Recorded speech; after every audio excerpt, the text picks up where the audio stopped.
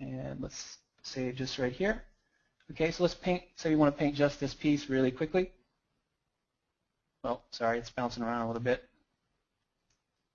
It's time to clean this model. It doesn't need to be 24 million polys. Okay, so let's say we did this very quick paint here. So now same process, you painted it, just click your BPR button. You see it processing up here. And then go back to ZBrush or to KeyShot.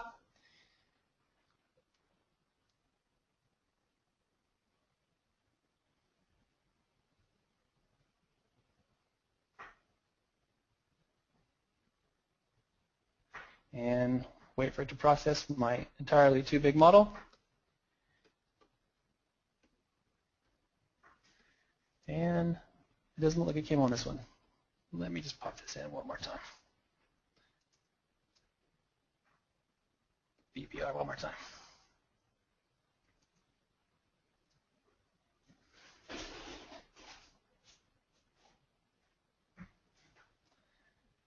I definitely should have cleaned this model before this demo, guys. Bear with me on this.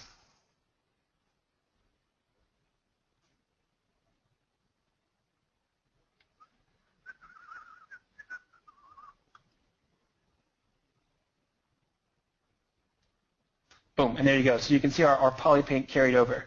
Now this is really powerful, especially for the concept phase, because like I said earlier, if you pick a camera view and you want to just roughly build your model and then also start painting it in the same process, well, you can do that very quickly just by picking your camera angle, saving your camera, locking it, and then you can bring this render from KeyShot into Photoshop, start your painting, and then if you want to make a model change, you make your model change in ZBrush, and then very quickly kick it back to the same camera view and re-render, and then you don't lose any of that work you've done in Photoshop because you've already locked your camera. You're looking at the model from the same view. It's just your new updated model. So all the paint work, the texture work you've done in Photoshop will apply. Now, adversely, you could make those same paint and texture workflow inside of ZBrush, but for me as a concept artist, it's way faster in Photoshop, so that's my typical workflow. Is I'll do very limited texture and UV work inside of ZBrush, and then KeyShot's so fast and so powerful to render that I can run different passes out of this camera view and just combine them all in Photoshop very quickly. And that is a great concept workflow. It's definitely changed the game as far as concept art goes. So fast.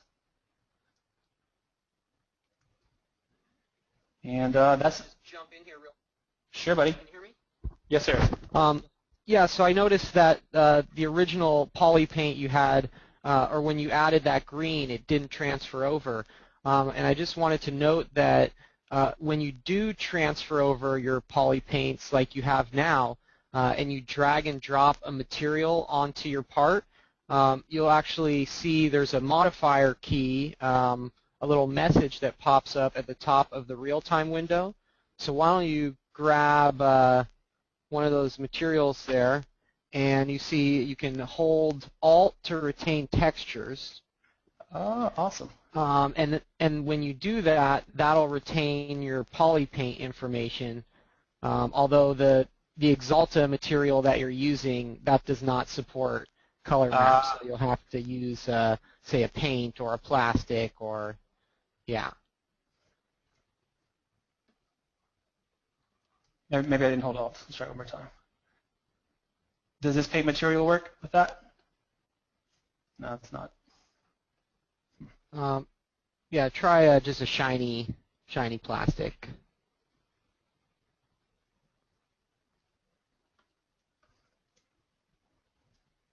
Well, not on that one. There we go. There you go. Did it there. Yep. Yep. So it's definitely based on the material. Cool. That's a very, very useful feature. So then if you double click that material to edit it, you can bring up the material properties, double click in the real-time view, like on that green, yeah. So then go over to your textures tab, and then you can see that poly paint information is right there.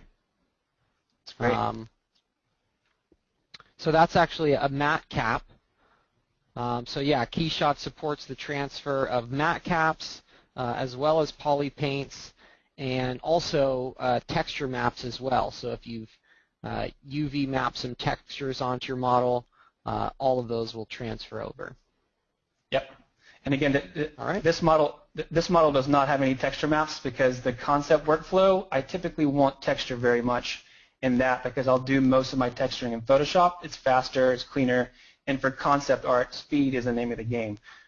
However, that being said, you can, if you want to go the full texture route in ZBrush and kick it over, this workflow is amazing for that.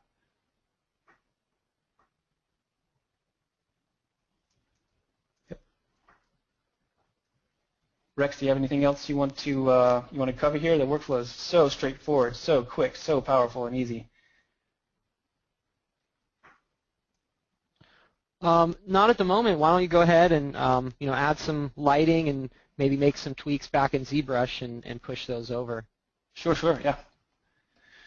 So one of my favorite features of KeyShot is the ability to load your HDRI maps so quickly, and you can do all your tweaking to these maps so fast and get all these different lighting scenarios. And typically what I've done in the past is I have combined several different environment variables, or like I'll pick different HDRI maps and I'll tweak them, rotate them just to get some different materiality for my render, and then I'll combine those multiple passes into Photoshop in my concept art. So for instance, if I want to have one that's lit with this parking lot HDR, that's cool. I can render that. I can find the best lighting scenario from this particular HDRI map, and then I can also combine that.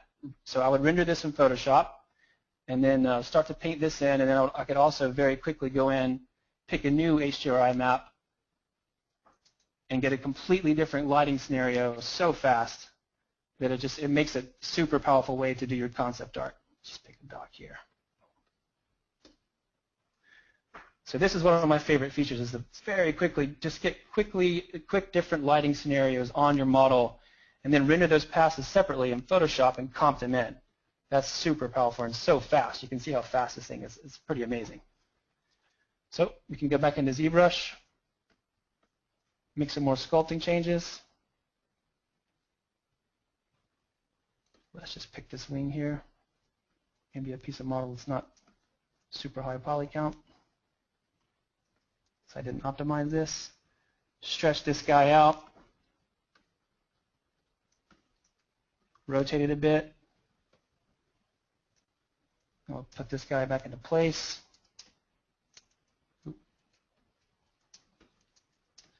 There we go. So any tweaks you want to make during the middle of production, press the BPR button, and then boom, you're kicking it right back to KeyShot. So little legwork. This is such a game changer in this. And especially during the process while you're modeling, it's great to kick back and forth to see lighting scenarios, to see the materiality, to see how the specular fall off works, and to also find cool angles from which you want to render this from. Because one of the most important things is the ability to to show your concept work to your clients from a cool angle. So you find the angle you like, save your camera, right, and then you can always render this, start your painting, and then update your model on the fly, making it an amazingly fast workflow. So that's my workflow currently with going back and forth from ZBrush to KeyShot, picking different lighting scenarios so fast you can get any kind of mood you want with the different HDRI maps. There's even all the default ones here that work great. Just getting different lighting scenarios, finding angles, changing the rotation to get the right light location so you can get better specular roll off on like this face here. Super powerful. Being able to change the size, scale of your environment, change the height of it.